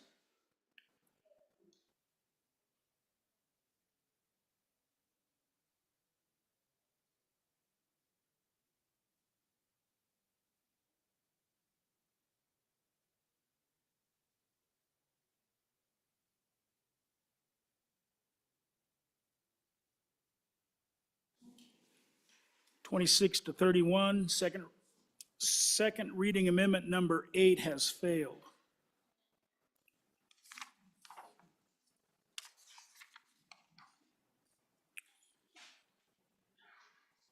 House Bill 166, having been read 2 separate times, the question is, shall the bill be read a third time? Hearing no objection, it is so ordered. The next bill for our consideration is House Joint Resolution 3. The reading clerk will read the bill. House Joint Resolution 3, sponsored by Representative Larson JT. Support for local input and federal rulemaking. House Joint Resolution 3, having been read 2 separate times, the question is, shall the bill be read a third time? Hearing no objection, it is so ordered.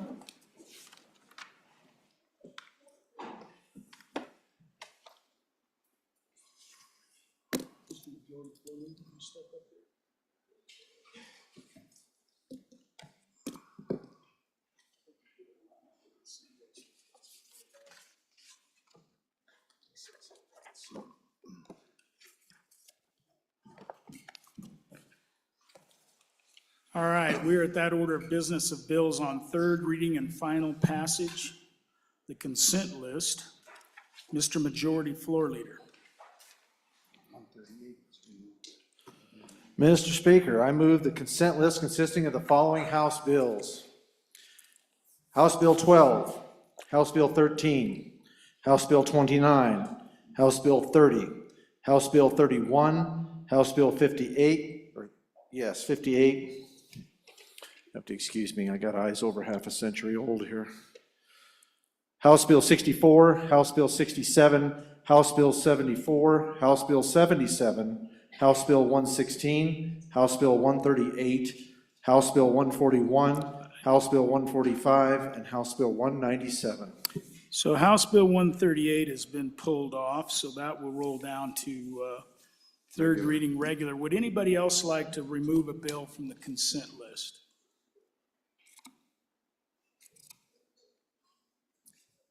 Having been read 3 separate times, oh yeah, you got to read it.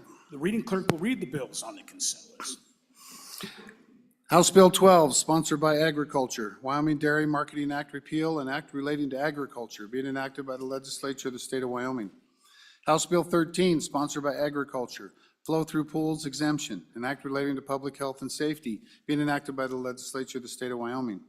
House Bill 29, sponsored by Judiciary, cold case database and investigations, an act relating to the Attorney General, be enacted by the legislature of the state of Wyoming.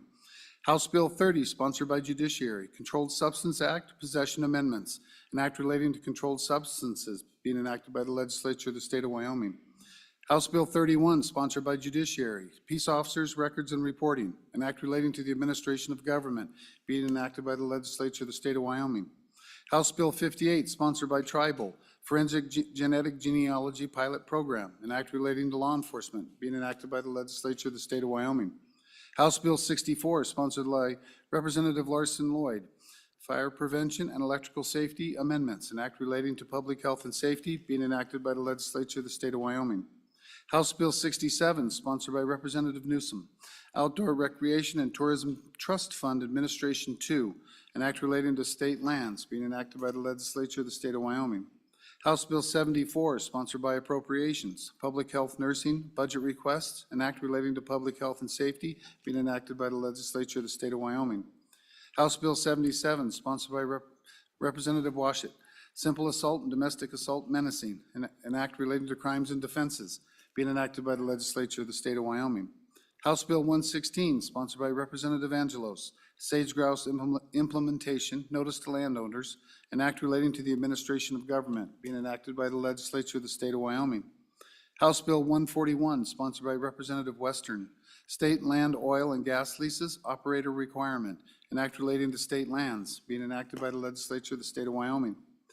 House Bill 145, sponsored by Representative Western, Open Banking Amendments, an act relating to banking, being enacted by the legislature of the state of Wyoming.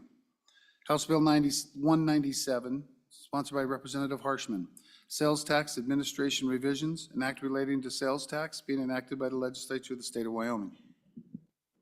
All right, now let's try this again. Having been read 3 separate times, the question is, shall these bills pass the House? Chief Clerk, please call the roll. Allemand. Allred. Andrew. Angelos. Banks. Bear. Berger. Brown. Burkhart. Byron. Chadwick.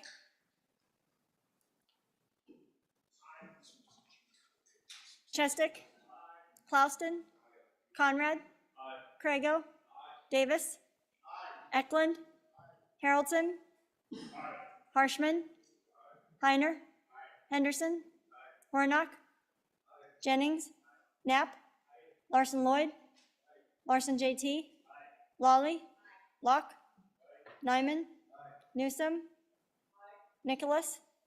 Nemec. Northrop. Oakley. Obermuller. O'Hearn. Olson. Ottman. Pendergraft. Penn. Provenza.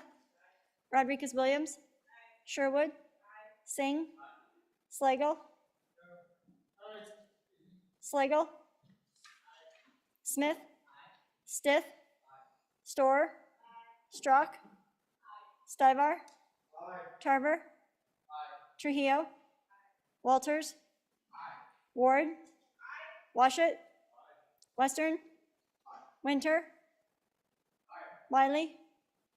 Yin. Zwanitzer Dan. Zwanitzer Dave. Speaker Summers. Are there any changes on the consent? Closing vote. Vote closed. 62 aye.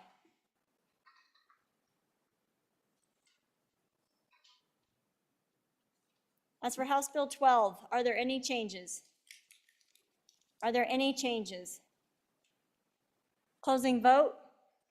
Vote closed. 62 aye.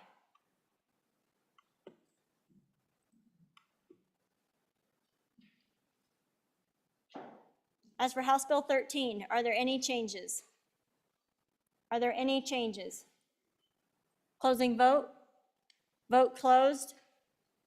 62 aye.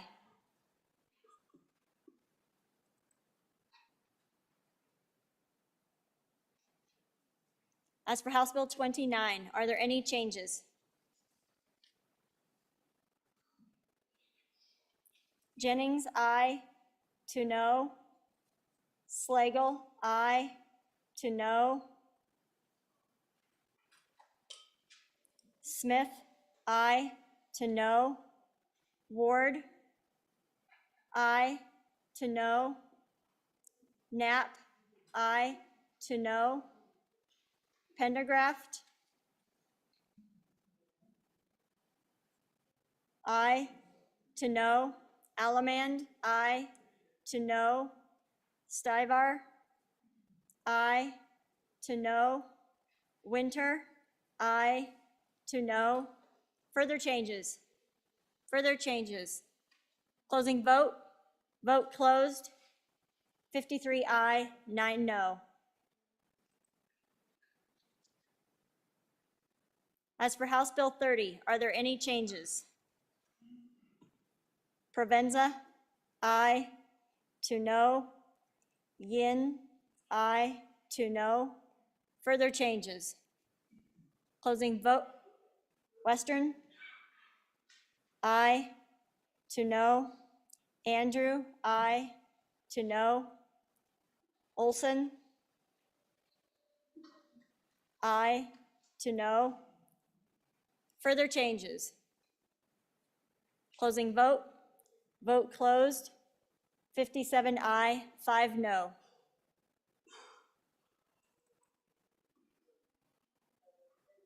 As for House Bill 31, are there any changes?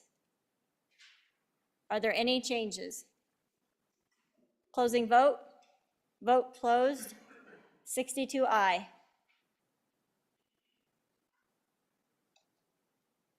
As for House Bill 58, are there any changes?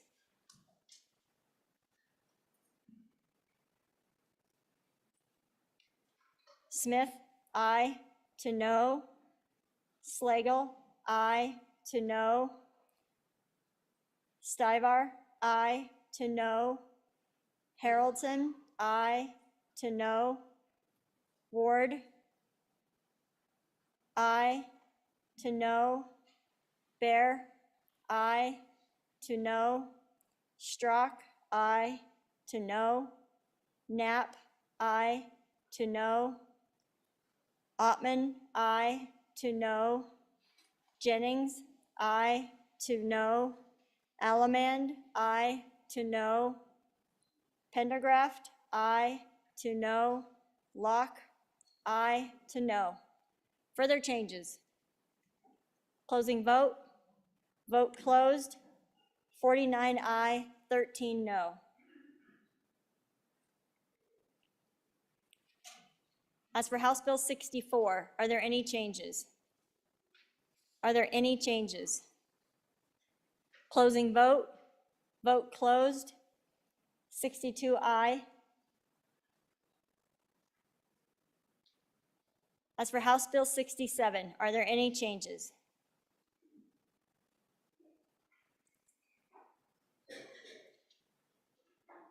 Hornock, aye, to no. Ottman, aye, to no. Penn, aye, to no. Smith, aye, to no. Slagle, aye, to no. Stivar, aye, to no. Ward, aye, to no. Bear, aye, to no. Strock, aye, to no. Heiner, aye, to no. Jennings, aye, to no.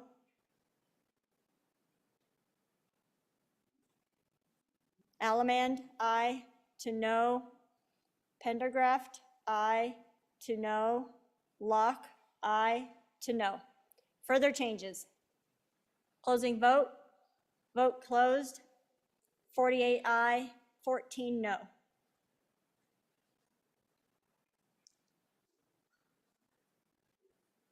As for House Bill 74, are there any changes?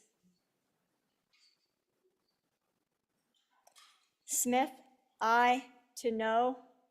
Slagle, aye, to no. Penn, aye, to no. Haroldson, aye, to no. Stivar, aye, to no. Ward, aye, to no. Bear, aye, to no. Strock, aye, to no. Winter, aye, to no. Knapp, aye, to no. Jennings, aye, to no. Heiner, aye, to no. Pendergraft, aye, to no. Further changes? Nyman, aye, to no. Further changes? Closing vote. Vote closed. 48 aye, 14 no. As for House Bill 77, are there any changes?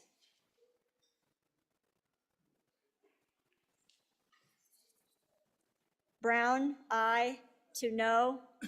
Locke, aye, to no. Pendergraft, aye, to no. Allemand, aye, to no. Tarver, aye, to no. Walters, aye, to no. Nyman, aye, to no. Olson, aye, to no. Western, aye, to no. Singh, aye, to no. Hornock, aye, to no. Davis, aye, to no. Ottman, aye, to no. Penn, aye, to no. Andrew, aye, to no. Smith, aye, to no. Slagle, aye, to no.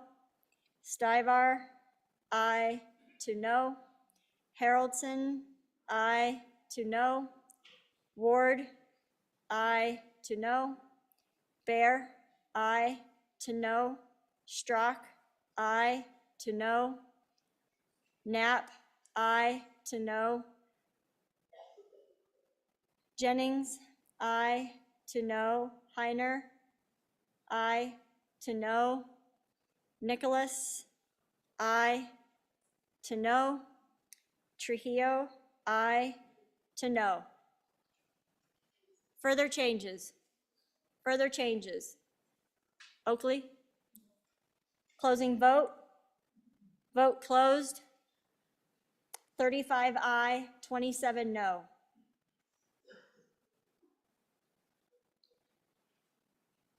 As for House Bill 116, are there any changes? Are there any changes? Closing vote? Vote closed. 62 aye.